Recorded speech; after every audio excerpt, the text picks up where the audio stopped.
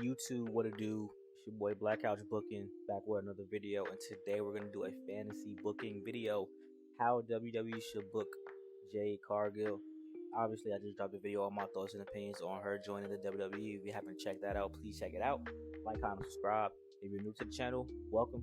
We drop uploads every week, especially on the weekends for when you have nothing to do, you bored, you at home chilling, drink your wine or drink your little juice, whatever age you are.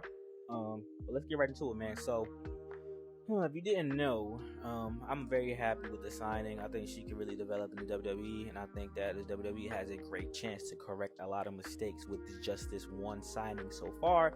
A lot more people will come. I think Matt Cardona will come if they have an interest in him, and I think a guy like Will Ospreay could be in the WWE before it's all said and done, and a lot more AEW heads could be coming over. A guy like Kenny Omega deserves to be on the grand stage facing Seth Rollins at WrestleMania. That's a dream match of mine. But fantasy booking Jade Cargill, something I don't want to happen, which I can see totally happening, is Jade Cargill interrupting the triple threat match between Charlotte Flair, Asuka, and Io Sky. For one, shouldn't be a triple threat match. Charlotte Flair shouldn't be in this match at all. I have another video idea that I'm going to drop talking about how some superstars need to change their mindset and speak up about how they're being booked in the WWE.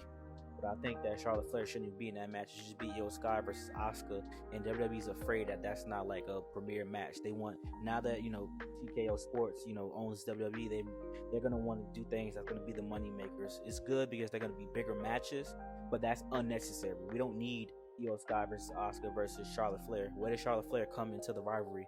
There's a rivalry between these two women. These two women have tagged together. These two women know each other. They faced each other countless times. Why does Charlotte have to be inserted into this? Because they want to make money, they want the match to be bigger, and they need somebody who can do promos. That's why. But if you don't have faith in your talent that doesn't speak English well, why put the belts on them in the first place? Money to touch another market? Consolation prize? I don't know. Anyway, though, let me not go off too much on a tangent. Jade Cargill interrupting that match is something that I don't want to happen.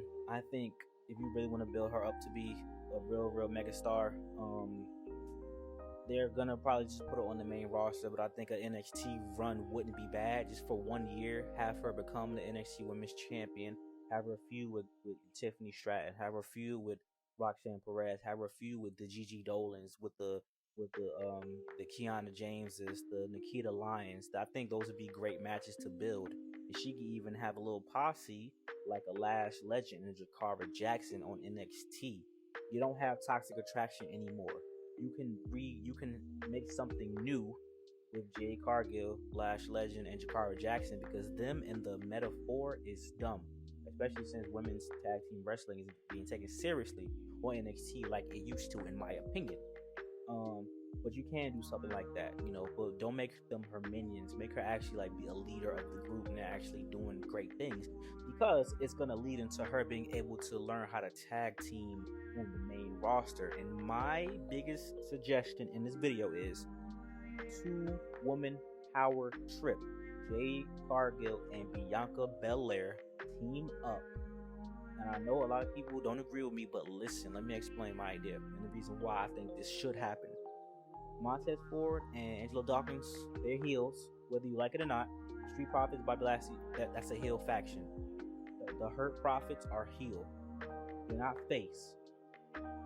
I don't know if the boos were fake, but them attacking the LWO made all the sense in the world, because now you're actually, all right, you guys are heel now for sure. Go with it, and now show me some aggression. But let's make a mega stable. But let's not too focus on the factions. We had the Bloodline, we had the Judgment Day, LWO, so many factions. All right, I understand. But we can have something that's a little different, where everyone in the faction is dominant, but they're doing their own separate thing, and they come together when need be. So imagine Bianca Belair comes back. They think she's gonna shake hands with we need a babyface champion. Let's say Io Sky loses to someone down the line that's a babyface. I don't know. Let's say Zelina Vega is awarded the championship, which would be very nice. Let's say she's awarded the championship, right? Bianca Belair comes back. You think she's gonna celebrate Zelina Vega? Think she's gonna shake hands, say, "Hey, I want to challenge you," but because I lost the belt, but I feel like I won back in the day, blah, blah, blah.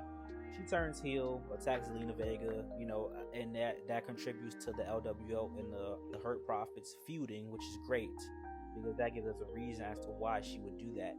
She doesn't like the LWO, and they have a woman on their side, and the Hurt Profits need a woman on their side. However, she's coming with even more power, which you can bring up a certain former manager of the LWO and NXT. I wonder who you could bring up to even the odds, but let's not jump ahead.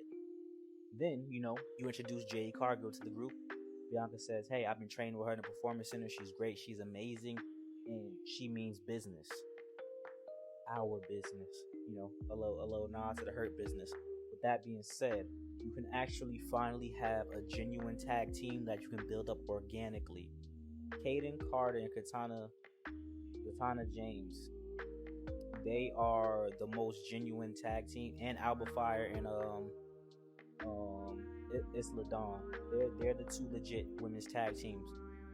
Chelsea Green, Piper Niven, not legit. Chelsea Green and Sonya Deville were becoming legit, but obviously that happened. Raquel Rodriguez and Liv Morgan weren't legit either. Like, I'm talking about a team you could be like, okay, that makes sense. Bianca Belair, Jade Cargill makes sense. They're both women, black women, strong. They're both, passionate about, being the strongest. That makes sense why they would team up. Two women power trip. That they could hold the tag team belts for a year. It will be justified for them holding the tag team belts for a very long time, in my opinion. I think this kind of makes the most sense if you really think about it. Like, you know what I'm saying? And then from there, you can bring back Toxic Attraction. You can bring back other teams of women that, you can have Candice LeRae and Indy Hartwell go against them. And then you're building up the women's tag team division because everybody's trying to form together to go against them. And like I said, if Becky Lynch and Charlotte Flair put their differences aside in real life, you could have them team up to try to go against these ladies. They're going to lose, but it'll be a great look for the brand to have that. That's a mega tag team match. That's a match that you put on the card. It's a match that people actually be looking forward to. What women's tag team championship match have you looked forward to that's ever been on a premium live event? Oh wait, you haven't.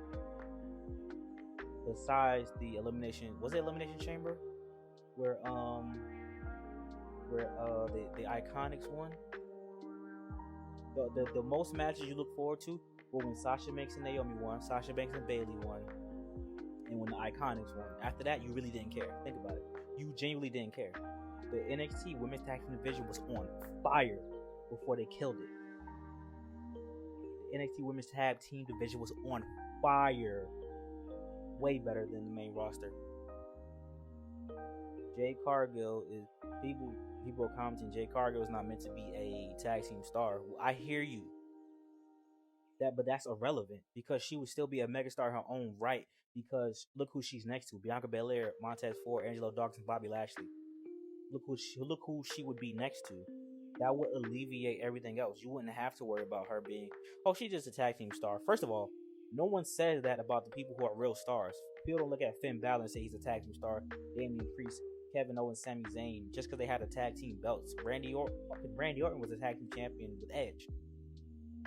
John Cena was a tag team champion before. They didn't just look at them and say, they're just tag team stars. DX, they didn't look at DX and say they're tag team stars. They still look at them individually because of what they bring to the team. So I think it could work. And then we could get the dream match of Jade Cargill versus Bianca Belair when they turn on each other. It's simple, elementary. 1 + 1 = 2, right? Not 3. They work together. They turn on each other. We get the match that we want: Jade Cargill versus Bianca Belair. Bianca Belair beats her ass, of course, because that's what we want. And that brings Bianca Belair back to turn the face. It's so simple. Jade Cargill is meant to be a heel. She can't be a face because someone of that genetic superiority, and that look, and that attitude, and that swagger, like, it's hard for them to be. Her being face, just the only way she can be face is if she beats like a Nia Jax or something like that, and that sucks. We have to keep putting Nia Jax down for people to go up. So I don't want that to happen. That's the only way.